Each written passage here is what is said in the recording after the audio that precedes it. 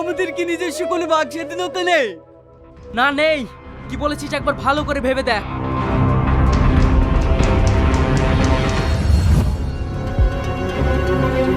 আজকে আমরা চলে এসেছি পল্লিগ্রাম নিউজ চ্যানেলের পক্ষ থেকে। তো চলুন জেনে নিই একটি ছেলেকে এমএ পাস করা সত্ত্বেও কেন তাকে চায়ের দোকানে কাজ করতে হচ্ছে। আপনার নাম আমি অনেক শুনেছি, আপনি সেই এমএ পাস করা চাওয়ালা তো? হ্যাঁ। আচ্ছা আপনি একটা কথা বলুন তো, আপনি এত বড় একটা ডিগ্রি কমপ্লিট করার পরে সামান্য একটা চায়ের দোকানে কাজ করছেন কেন? আপনি তো কোনো একটা ভালো কাজ করতে পারতেন।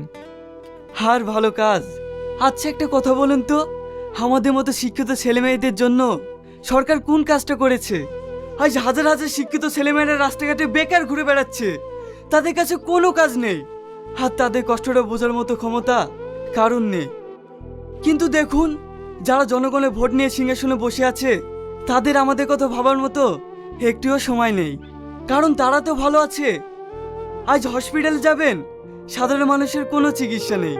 পুলিশ স্টেশনে যাবেন, সেখানে ঘুষ না দিলে কোনো কাজ হবে না। আর চাকরির পরীক্ষা দেবেন, সেখানে ঘুষ না দিলে কোনো চান্স পাবেন না। তাহলে আমাদের মতো সাধারণ মানুষরা কি করবে? তাই এমএ পাশ করে ডিগ্রিটাকে ফাইলে রেখে আজ চায়ের দোকানে কাজ করছি। আপনি ঠিকই বলেছেন।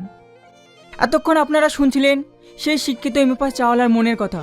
তাই আপনারা আরও নিত্য নতুন খবর পেতে আমাদের চ্যানেলের সঙ্গে থাকুন, দেখতে থাকুন পল্লিগ্রাম নিউজ।